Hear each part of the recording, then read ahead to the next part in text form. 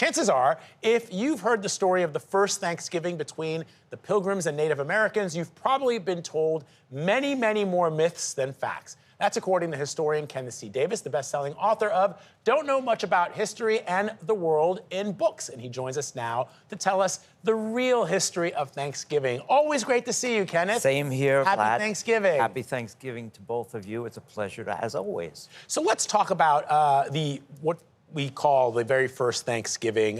Describe the early experiences that those pilgrims had with Native Americans, the people who were already here on this land when they arrived. It's a really complicated story, 400 years of myths and mistakes to unpack here, but the people we call pilgrims, they didn't call themselves that, arrive in December of 1620. Lousy time to start a colony in Massachusetts. They stay on the Mayflower, 102 passengers on a boat about 90 feet long. So imagine that. Oof. And they had pigs and dogs and cats and chickens with them, so pretty ripe by the time they got to Massachusetts. They come ashore, and the men come ashore and build a house. And in March of 1621, the rest of the people get off the boat. And one day, a man walks into the village, and he speaks perfect English. We know him as Squanto. How does he speak English? Because Englishmen and other Europeans have been coming to these waters for a long time. Squanto had been taken slave, sold to slavery in Spain, finds his way to England and learns English. He's there for 5 years, finally comes back to America with what we call America. It was his homeland.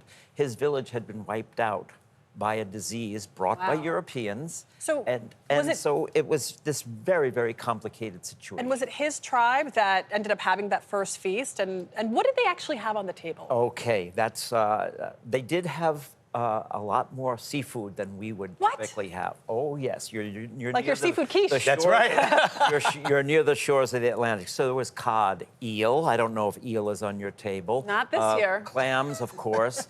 And those 90 warriors who showed up, the Wampanoag warriors, who were in a loose alliance with the people we call the Pilgrims, they were very good guests. They went out and killed 5 deer.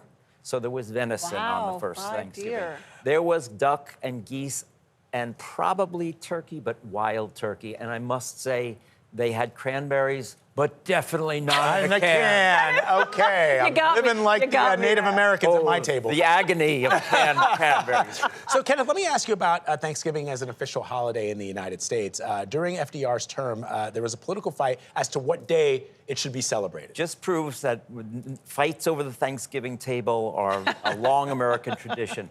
Thanksgiving, as we know it, begins with Abraham Lincoln in 1863 creating a presidential proclamation. It was not a national holiday on the last Thursday in November.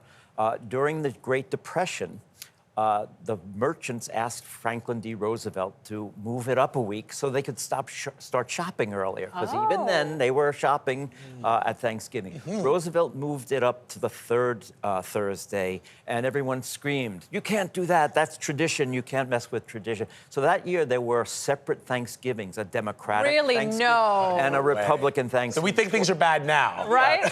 I think 26 states had one Thanksgiving.